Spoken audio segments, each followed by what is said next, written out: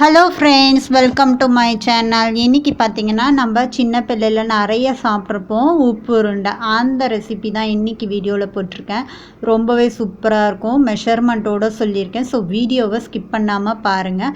First time பார்க்குற ஃப்ரெண்ட்ஸாக இருந்திங்கன்னா சப்ஸ்கிரைப் பண்ணிக்கோங்க. இன்றைக்கி பார்த்திங்கன்னா இதை மாதிரி பச்சரிசி எடுத்து ஒரு 2 டம்ளர், அதாவது கிட்டத்தட்ட 200 கிராம் இருக்கும், எடுத்து ஒரு 2 மணி நேரம் போல் ஊற வச்சுருக்கேன். எனக்கு இந்த அளவுக்கு ஊறி இருந்தது. ஸோ இதை வந்து இதை ஊறிட்டதுக்கப்புறம் இன்றைக்கி நான் கிரைண்டரில் அரைச்சி எடுத்துக்க போகிறேன். இது மாதிரி வெட் கிரைண்டரில் நம்ம தண்ணி தாராளமாக சேர்த்து அரைச்சிக்கலாம். ஏன்னா நம்ம தாளிப்பு சேர்த்துட்டு தான் உருண்டை பிடிக்க போகிறோம். அதுக்காக தண்ணி கூடுதலாக சேர்த்து அரைச்சாலும் பரவாயில்ல. ஆனால் பார்த்திங்கன்னா அரைப்பட்டுடுச்சு, கொஞ்சம் நேரத்துலேயே அரைஞ்சிடும். ஏன்னா நைஸாக அரைக்கிறதுக்கு தான் லேட் ஆகும். கொஞ்சம் குறப்பாக அரைக்கிறதுக்கு கொஞ்சம் நேரத்துலேயே நமக்கு அரைஞ்சி வந்துடும். இதுக்கு தேவையான உப்பு, கொஞ்சமாக பெருங்காயம் சேர்த்து நல்லா அரைச்சி எடுத்துக்கலாம். ஸோ குறப்பாக அரைச்சாச்சு. இதை ஒரு பவுலுக்கு நான் ட்ரான்ஸ்ஃபர் பண்ணிக்கிறேன். ஸோ ட்ரான்ஸ்ஃபர் பண்ணியாச்சு. பார்த்திங்கன்னா இந்த அளவுக்கு நான் தண்ணி சேர்த்து நல்லா அரைச்சி எடுத்துக்கிறேன். ஸோ இது ஒரு பக்கம் இருக்கட்டும். இது தாளிக்கிறதுக்காக ஒரு கடாய் வச்சுட்டு தேங்காய் எண்ணெய் சேர்த்துக்கிறேன். 1 ஸ்பூன் அளவு தேங்காய் எண்ணெய் சேர்த்துட்டு நல்லா சூடு ஏறட்டும்ன்ட்டு 1 ஸ்பூன் அளவுக்கு கடலைப்பருப்பும் 1 ஸ்பூன் உளுந்தம்பருப்பும் சேர்த்து நல்லா பொன்னிறமாக மாறுற வரைக்கும் நல்லா வதக்கி எடுத்துக்கலாம். மிதமான தீயில் வச்சு நம்ம வதக்கி எடுத்துக்கலாம்.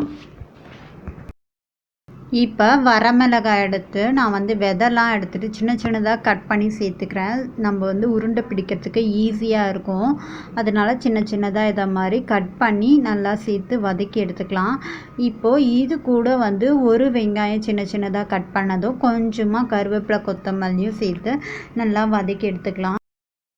இப்போ இது கூட இஞ்சி குட்டி குட்டியாக கட் பண்ணி சேர்த்துக்கிறேன். இது ஆப்ஷனல் தான், உங்களுக்கு தேவைப்பட்டால் சேர்த்துக்கலாம். நான் இன்றைக்கி சின்ன சின்னதாக கட் பண்ணி சேர்த்துக்கிறேன். அப்புறம் உப்பு உருண்டைக்கு இன்றைக்கி தேங்காய் எடுத்து சின்ன சின்னதாக கட் பண்ணி சேர்த்துக்கலாம். இதை மாதிரி சேர்க்கறதுனால நமக்கு உப்பு உருண்டை சாப்பிடும்போது வாயில் கடிப்படும் போது இன்னமும் ரொம்ப டேஸ்ட்டாக இருக்கும். ஸோ இது மாதிரி சின்ன சின்னதாக கட் பண்ணி இது கூட சேர்த்து இதையும் சேர்த்து நல்லா மிக்ஸ் பண்ணி விட்டுக்கலாம். இப்போது நம்ம அரைச்சி எடுத்துருக்கோம்ல, அதை கடாயில் நம்ம சேர்த்துக்கலாம்.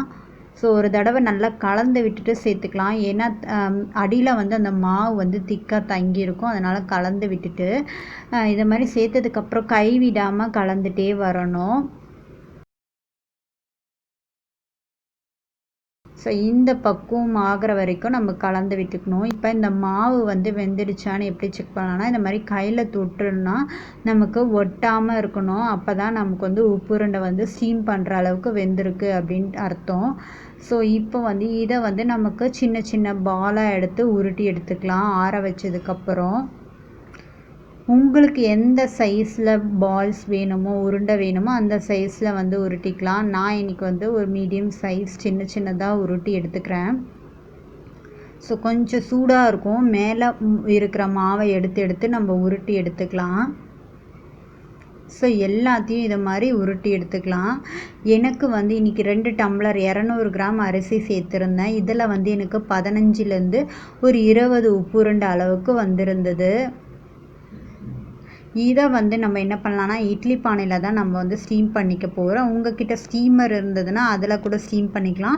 இட்லி பானையில் தண்ணி நல்லா கொதிக்கிட்டோன்னு இதை மாதிரி இட்லி பிளேட்டில் வச்சுட்டு நம்ம வேக வச்சு எடுத்துக்கலாம். ஸோ 5 மினிட்ஸ்க்கு அப்புறம் நல்லாவே வெந்திருந்தது. ரொம்பவே சூப்பராக இருந்தது. இது கூட நான் இன்றைக்கி வேர்க்கடலை சேர்த்து ஒரு சட்னி அரைச்சிருக்கேன்.